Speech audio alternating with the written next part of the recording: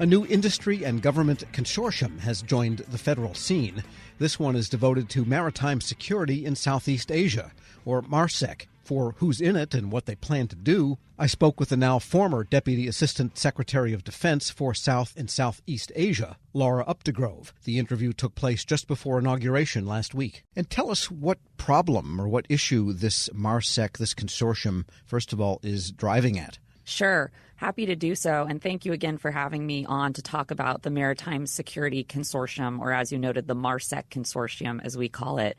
It is a really important new initiative we have here at the Pentagon.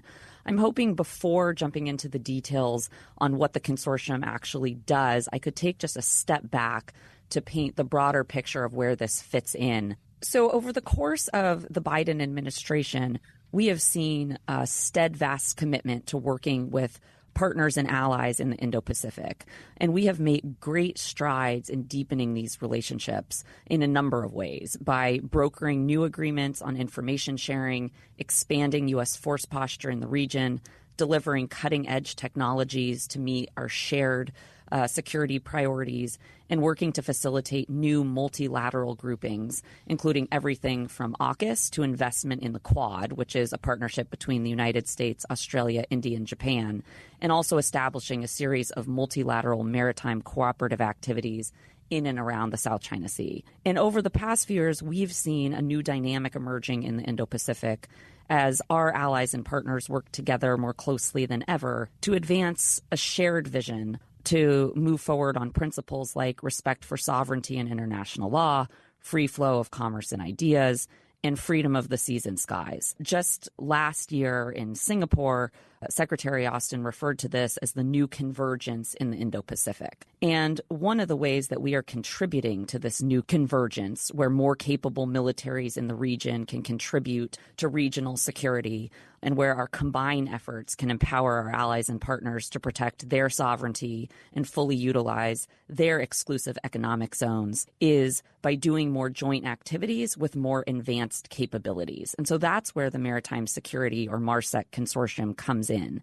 It's a way to ensure that our partners get the capabilities that they need to meet their security requirements. And of course, happy to talk more about what the consortium does today. So the way, for example, China keeps interfering with maritime shipping in the Philippines would be an example of the kind of thing you're trying to counter here. So the Maritime Security Consortium is first and foremost about what we can achieve with our partners and allies. It's ensuring that they have the ability to protect their sovereignty and operate fully and freely in their exclusive economic zone and protect their key rights. That being said, it's no secret that China is behaving in an aggressive, risky, and illegal set of behaviors in the South China Sea. It's something that Secretary Austin has spoken about on a number of occasions, and you should certainly take a look at the China Military Power Report that DoD just recently put out. But the MARSEC Consortium, which is a public-private initiative focused on transforming maritime security in Southeast Asia,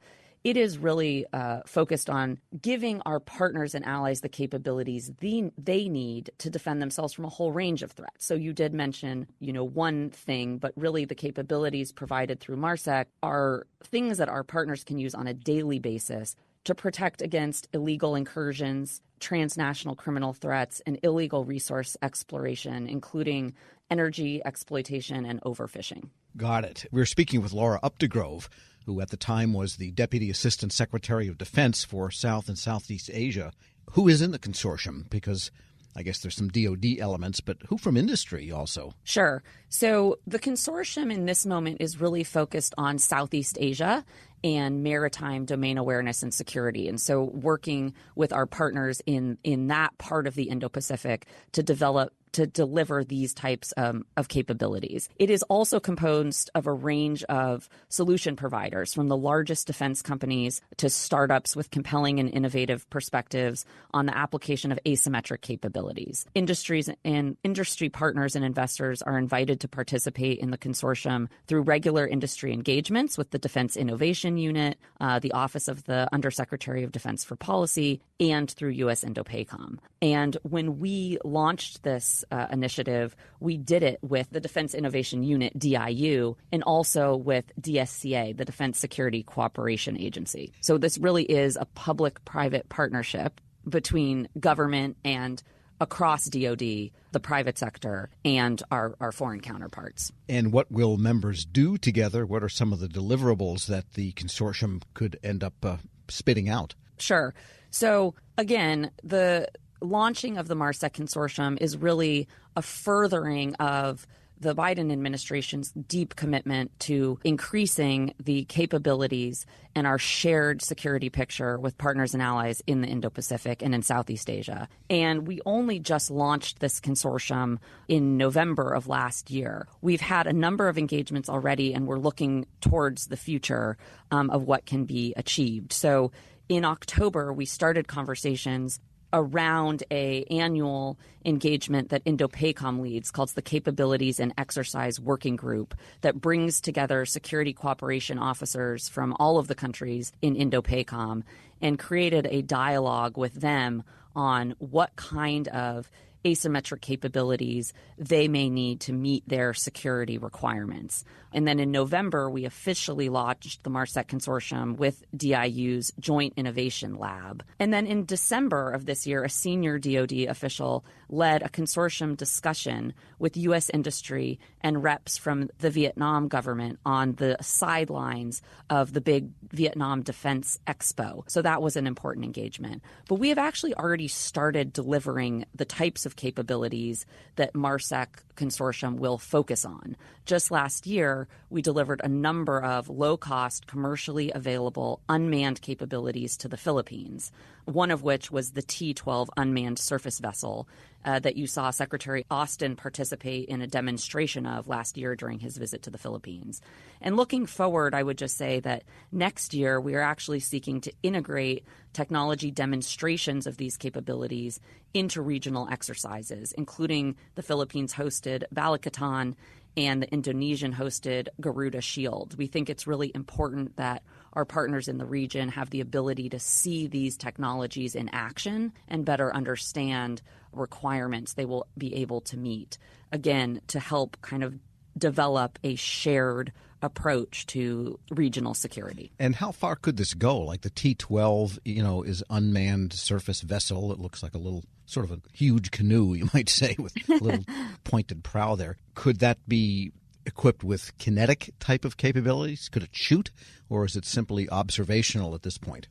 That we're not talking about those types of kinetic capabilities in this moment. This is really about giving our partners and allies better ability to see and hear, the eyes and ears of what's going on in their exclusive economic zones, and for their ability to protect their sovereignty, but also operate together.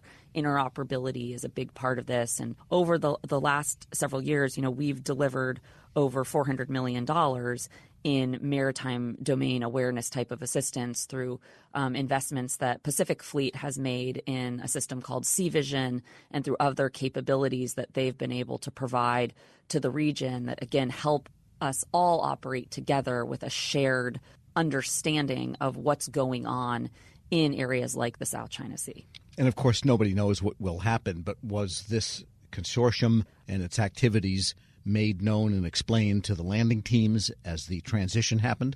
I can't comment in this moment on some of those transition conversations, but what I can say is that the Biden administration has been working steadfast in investing in what certainly we believe is a shared picture in a bipartisan way of the best interests of U.S. national security. And so there is a ton of bipartisan support for the types of initiatives that we have pursued in supporting partners and allies in the region. And the MARSEC consortium fits very nicely in that. And so we are working up till the very last day, as illustrated by the launch of this program just a couple of months ago, ensuring that we continue to move the ball forward so that the next team has a set of really solid relationships and initiatives that are ongoing. And again, the bipartisan support has been quite broad. Laura Updegrove, at the time of this interview, was Deputy Assistant Secretary of Defense for South and Southeast Asia. We'll post this interview along with a link to more information about the consortium at federalnewsnetwork.com/Federal Drive. Subscribe to the Federal Drive wherever you get your podcasts.